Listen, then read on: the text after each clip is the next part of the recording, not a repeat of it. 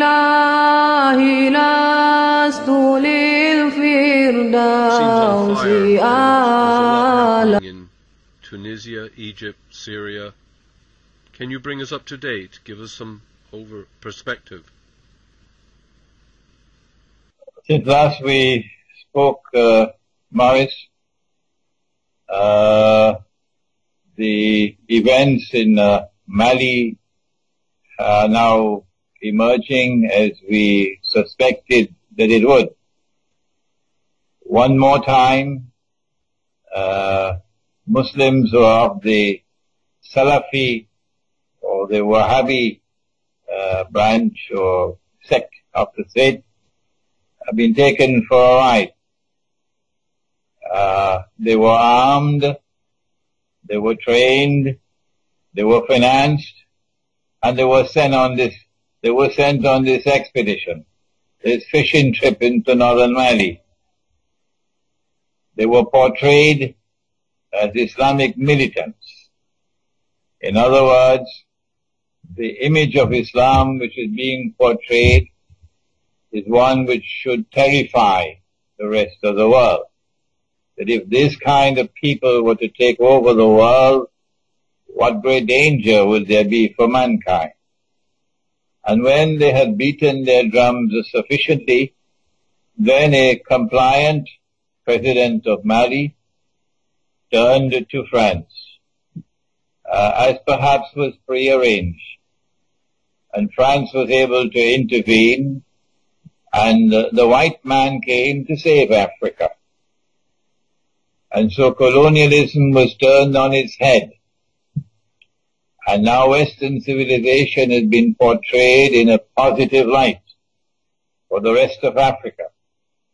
And the media is going to drum this into them, television and radio and newspapers, that had it not been for France, had it not been for the United States and other countries which intervened to help France, the implication or the result would have been that the menacing face of Islam would have established itself in Mali.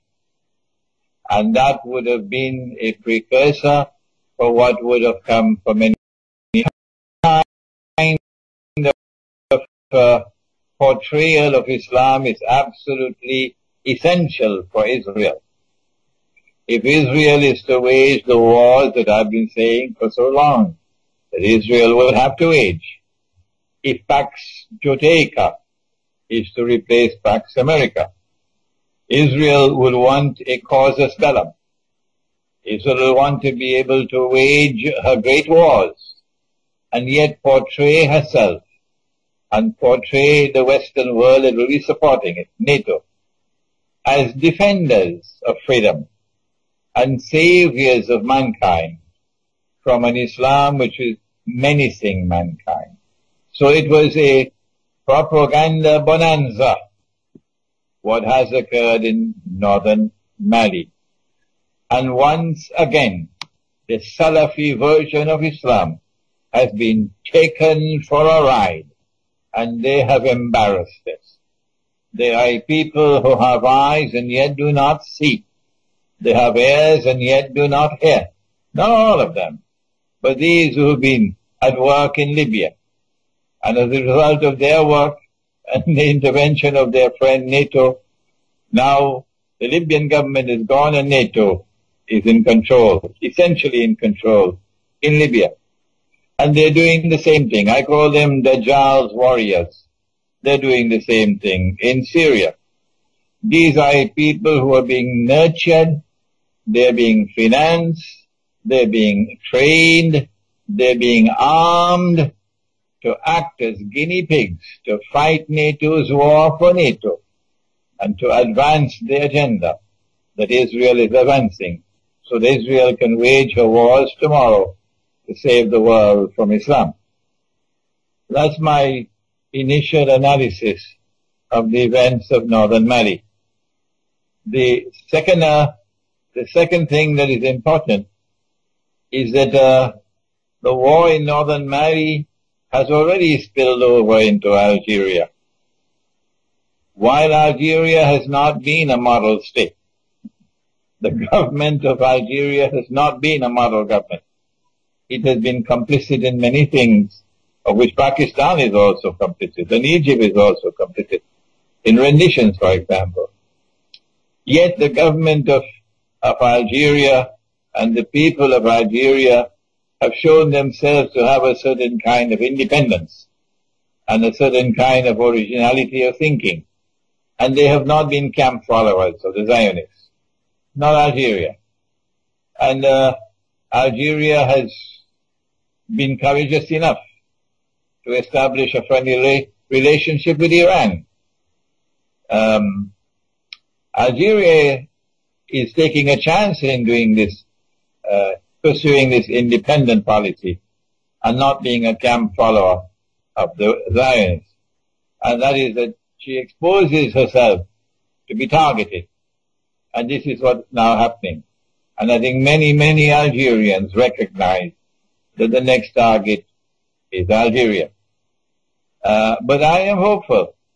I'm hopeful that the land and the people who fought France, and fought France courageously until France had to withdraw, battered and beaten, France had to withdraw.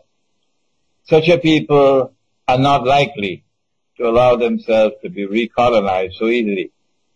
And so the Western world has a fight on its hand if it seeks to use the events in northern Mali as a toehold with which to enter into Algeria, to destabilize Algeria, and to impose once again a neo-colonial regime on Algeria.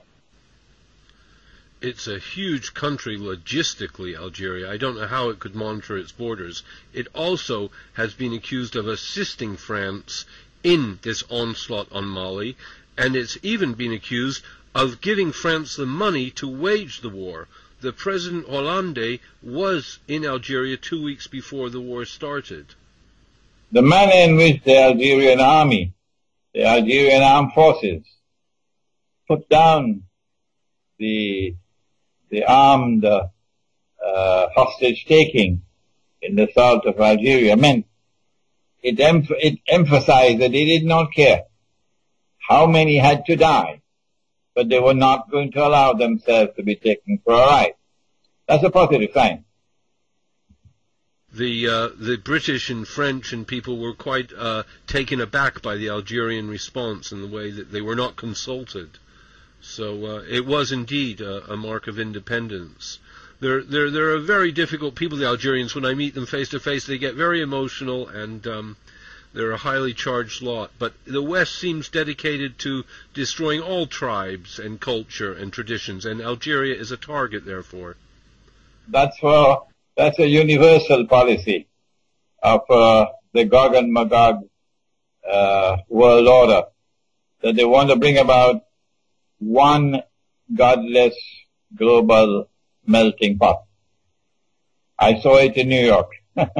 I saw everything being mixed together in one melting pot. And what they've been doing in New York, they want to do in the rest of the world. But that's the macro analysis. And you're right about that. But I say to you, Boris, that I am myself surprised that I get more emails from Algeria than from any other Arab country. I was educated in Islam in Pakistan and for 1 year in Egypt. I've never visited Algeria. I've lived in Pakistan for over 12 years. I've lived in Egypt for 1 year. I've never set foot in Algeria. And yet I seem to be gaining more and more popularity in Algeria. I was just interviewed by Algerian Patriotic, I think is the name of the journal.